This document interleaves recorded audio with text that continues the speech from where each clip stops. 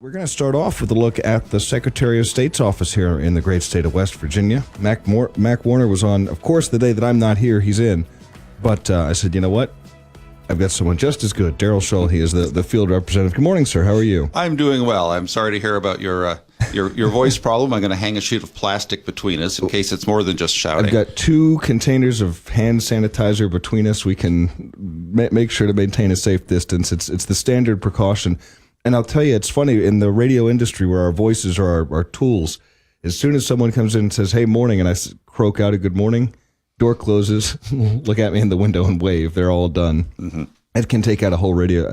I have gotten tested for anything bad, so we're all set. We're safe. I wouldn't have had you in the studio otherwise. A lot of excitement, I think, when you have our elected officials from Charleston coming into the Eastern Panhandle. Mr. Warner making a tour last month, making a lot of stops, talking to a lot of folks, recognizing John Small, our longtime county clerk. And I think that kind of outreach, especially for a newly elected official, and the decision to create a field representative position, have really done a lot to show that he's interested, show that he actually wants to make some progress here in the Panhandle. Secretary Warner believes that Charleston is not the answer and the solution, and his approach has been not just coming to visit us several times over the last month here in the Eastern Panhandle, but also moving resources out of Charleston and then around the state, especially here in the Panhandle of West Virginia. So we have 7 field reps around the state. We will be opening a one-stop business hub and Secretary's office here in Martinsburg. And the Secretary is committed to being up here every opportunity he has to talk to the businesses, the clerks, the voters of West Virginia. Anybody who's made the trip knows it's not something you just sort of say, I'm going to go and I think I'm going to drive down to Charleston this afternoon for fun. It's a significant drive, so when he does it, it's meaningful. You like to see folks from Charleston come up this way. The one-stop shop, I think, is a fantastic idea. I've talked to legislators before from our area, and their interest is the Eastern Panhandle. I mean, broader West Virginia, but really they're representing the Panhandle, just like someone from Pendleton County is representing their interests. The challenge with someone like the Secretary of State is you're representing all 55 counties. And while Kanawha County may be looking for one thing, Berkeley is looking for something very different. So he has to juggle that. I think the one-stop shop allows it's not a one-size-fits-all. It's going to be more of okay, you guys need to work on this economic development thing. Coal mining, not going to be of interest to you. It frees it, I think will be able to allow you to target more specifically the different regions of our state. We do start, though, with a common baseline of services that the Secretary of State's office provides, registering new LLCs and corporations and not-for-profits, helping notaries become notaries, all of those registrars, notaries, all of those different services that the Secretary provides. And the goal is to be able to provide exactly that level of service here in Martinsburg for the Eastern Panhandle, as if you went to Charleston. So we are all about business development, and making, removing obstacles for businesses to start. If you wanted to start a small shop or a big shop here in the Eastern Panhandle, and you have to drive to Charleston to do it, or you have to wait for the mail, or you do it online, which is good also. But that's not the same as being able to walk into a local place that's open during normal business hours, make your payment for your fees, get your paperwork that day. Ask questions. Ask Say, questions. hey, did I fill this form out properly? Is it going to get sent back to me? As the old story goes, everything works great until it doesn't. And when something goes wrong in a process, you miss a form or something else, it's good to have that real person and a real office to be able to deal with it. Darrell, is it, and perhaps I misunderstand, but if I want to open up a tech company and I'm looking around West Virginia and I say, boy, the Eastern Panhandle is where I want to be. I'm close to D.C. if I want to pop in, but I've got all the internet that I need, et cetera. Is that sort of company different than if I was opening a manufacturing company or a retail, or is the process of getting my LLC and all that the exact same? There are some industries and specialties that require licensing, either through your own professional boards, or some licenses are handled through the Secretary's office. But all businesses have to be either a sole proprietorship, an LLC, or a corporation. And if you're an LLC or a corporation, the process is the same with the Secretary of State's office. Okay. So, and I clarify that because, it's not like you're offering some things in one place and not in the other. But you do want to be specialized if, for example, you're not going to put someone up here who's a specialist in the mining industry because we don't have any mining. So at least common sense stuff. Right. Well, and also the outreach is different. In some areas of the state, it's really necessary to have maybe some remote office hours so that people that can't make it in to Charleston, they don't have a field office, say, in the very southern part of the state. You have field reps that can help them there. We'll be doing that here also and going out and helping businesses, not-for-profits, and others. This is a good time to remind folks that the end of this month is the time to file their annual reports if they have an LLC or a corporation or a not-for-profit. You can do that online at wvsos.com. Or if there's any issue or you have questions, folks can just give me a call, and I'll help walk them through that process. What's the best way to get a hold of you, Darrell? My cell phone number is 304-553-5449, and my email address is D as in Darrell, Shull, Shull, at wvsos.com. Darrell Shull is the Eastern Panhandle field rep from the Secretary of State's office. He joins us this morning for Panhandle Live. Literally hot off the presses, just got a release about an entrepreneurship summit that's taking place later on this month, June 11th through the 17th. This is, it's sort of exciting, I feel like, because to be able to gather the sort of people that are going to be creating businesses, coming up with these ideas in one place, cool things could happen. Well, this is a really exciting opportunity, and Secretary Warner wants to do everything he can to help promote opportunities for young entrepreneurs. Of course, if you're a young person starting a business, we have we can waive fees for your first registrations for a couple of years on your license or on your registration with the Secretary of State's office. This Young Entrepreneur Summit, though, is a great opportunity. It is right around the corner. It's a week-long summit for folks that are in high school or graduating from high school that want to start a business. The cost is very low. It's $75 for the full week, includes board, and there's financial aid to help you with that $75 if you want. And it's very close to us. It's in Tucker County, so it's over by Blackwater Falls, 2.5 hours away. I mean, looking in this press release, I see that since Secretary Warner took office, 6 months, we've seen 4,400 new businesses get registered. That's astounding because I don't know that people have an idea that much is happening all the time in West Virginia. 4,000 plus new businesses in just 6 months. And some come and go quickly depending, but the idea with something like this is let's give people the tools they need so that when they register, this is going to be a successful business for years to come.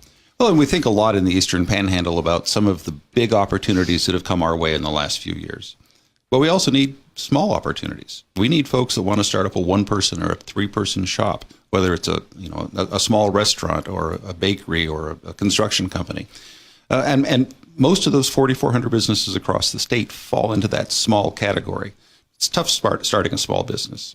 Let's not let government get in the way of a successful and fast startup. And to that end, we're working with the tax department, with Labor Department, West Virginia Workforce, under the guidance of the legislature, to create these one-stop opportunities so that you don't have to run from this town to meet with this agency and then this town to meet with that agency.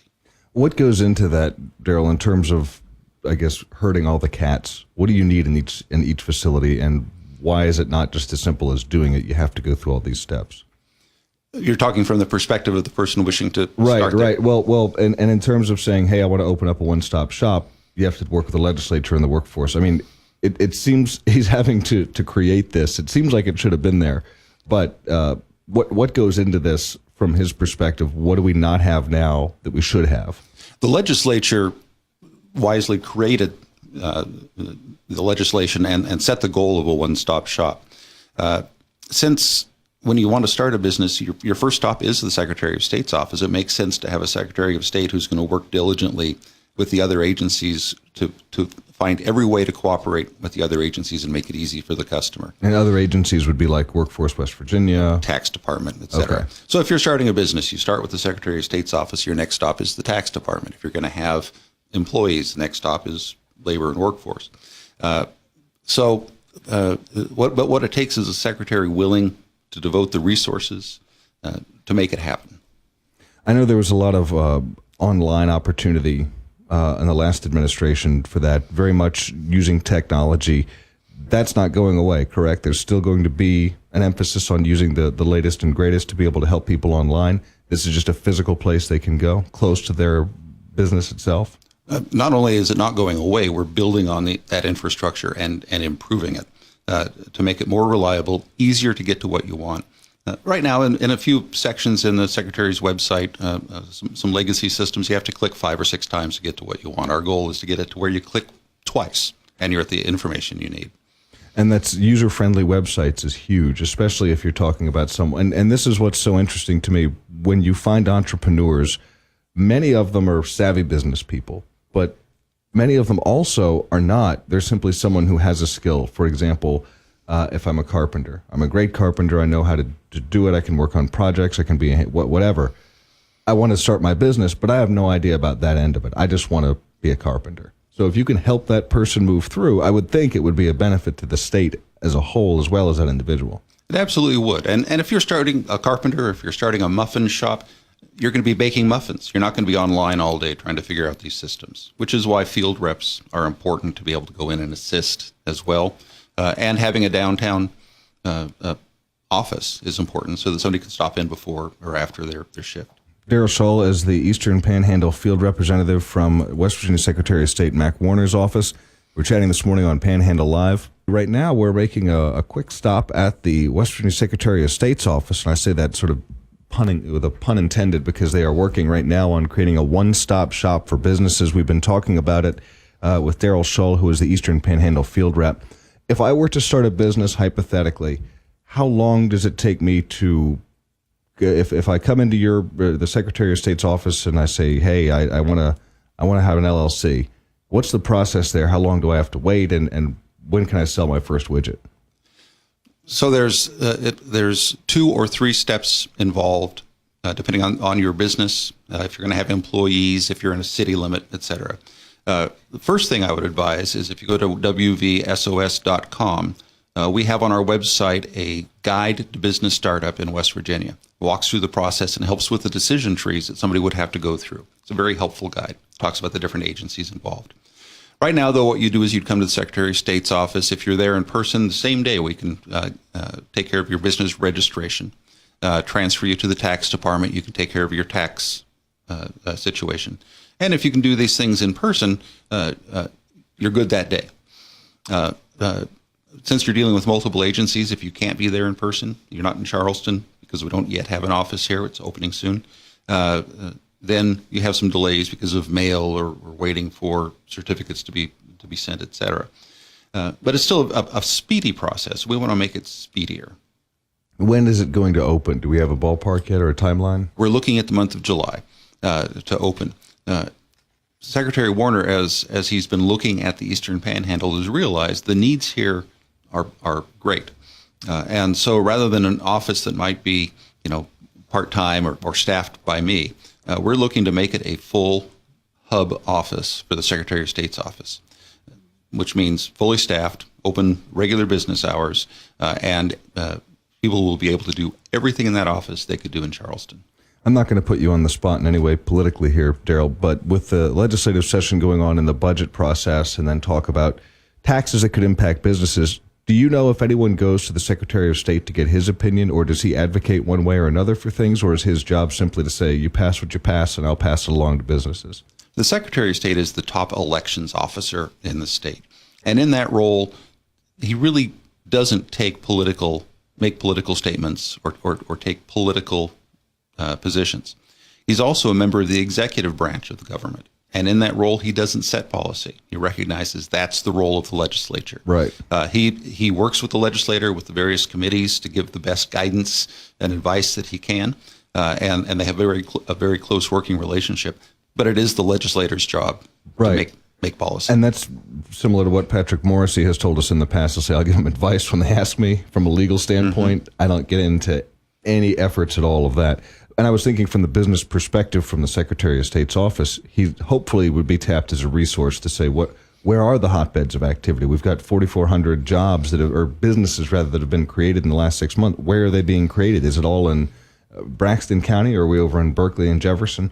where's that happening? So hopefully they're tapping into some of that information. There's a very healthy relationship between the Secretary's office, the legislature, the governor, and lines of communication are very open there. We've been talking about business, and again, that entrepreneurship summit. If you have a high school student or a high school graduate in your family who is entrepreneurial in nature, has a neat idea, thinks that they'd like to be their own boss, this is a neat opportunity to do it. Still an opportunity to sign up for it. It's going to be over in Tucker County, June 11th through the 17th. How do people get signed up for this? There is a website to do this and a phone number you can call. The address for the website is long and convoluted, so I won't try to give it over the radio.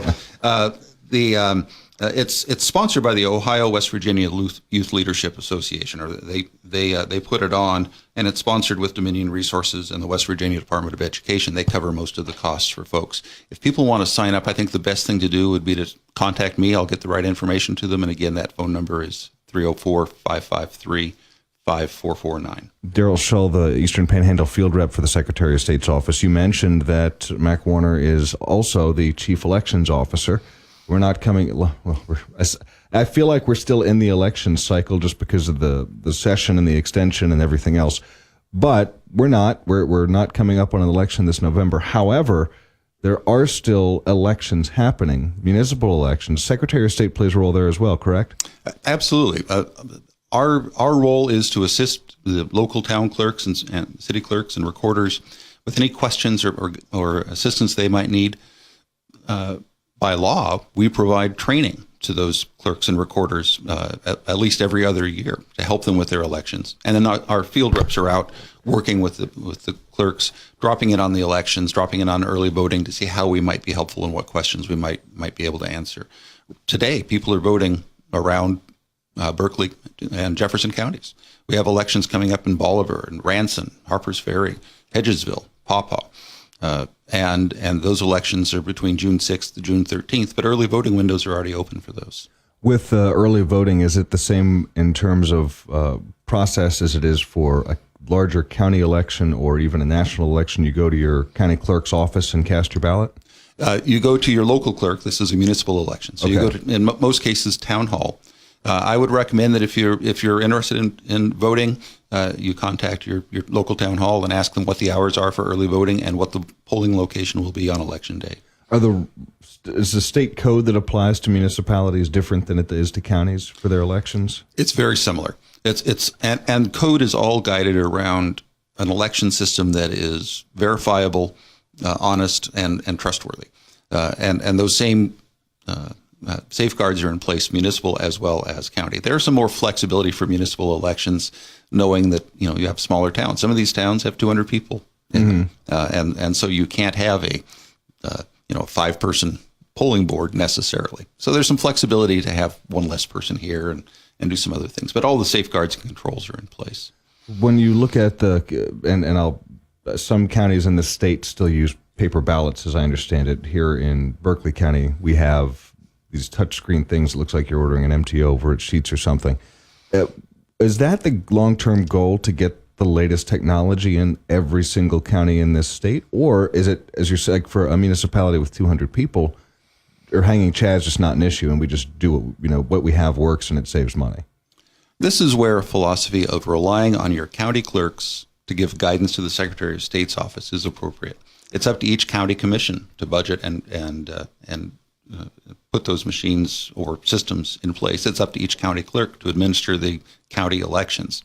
So the Secretary of State has a goal of assisting every county in improving their systems, but he relies upon the counties and the clerks to give him advice on what that is. Local control. Correct. Now there are a limited number of approved systems. We just can't have 20 different right. Yes, or no on a napkin and put it in the box. Correct. Yeah. There are approved systems that the counties work from. And of course, whatever each county does, it's then incumbent on the Secretary of State to say, okay, is it secure? What resources do you need from my office to make sure it's secure? And then moving from there. Mm-hmm. And when you're looking at the municipal elections coming up, it just isn't cost effective necessarily to put electronic systems in place when a paper ballot is going to work just fine. Yeah, hand counting 200 ballots is not that big a deal, but when you get into 7,000 people voting, now all of a sudden it's an issue. And if you look at elections here in Berkeley County, on a county level, you might have 20 different ballots based upon what's happening in each of the precincts around the state. In a municipal election, quite often you just have the one ballot. It's far less complicated. It spins around in my head. You got municipal, county, state, national, different rules here, different ways to vote there. Keeping it all straight, clearly you as you say, you rely on the local. It comes up with the job, but you want to have clean voter rolls. That's one of the places I know the Secretary of State has put a lot of effort in making sure that there's no redundant names, no extra names, and is continuing those efforts, I believe, as we move forward. Prior to taking office, Secretary Warner visited every county in the state and spoke with all the clerks. And the one common message from the clerks were, we want tools to be able to maintain our voting rolls efficiently and accurately. His priority on day one in office was to add those tools. More than 50,000 out-of-date, inaccurate voter registration records have been removed across the state, with more to come. We just worked with the county clerks to add some data from Social Security on deceased voters. And in one day, clerks across the state took 1,000 names, 1,000 inaccurate voter registrations off the list. Now, that's not to say there were 50,000 erroneous votes cast. I want to distinguish. These are people who were on the rolls that either moved or had passed away and were simply taken off. It's not the same thing as saying that a dead person voted. That is correct. But there are two important reasons to keep the voter rolls clean. The first is if you have 20% of your list are people that can't vote, your numbers on voter turnout is always going to be artificially suppressed because you're counting on 20,000 people who can't go to the polls. The second reason is either through clerical error by the poll clerks or somebody giving a wrong name when they go to vote.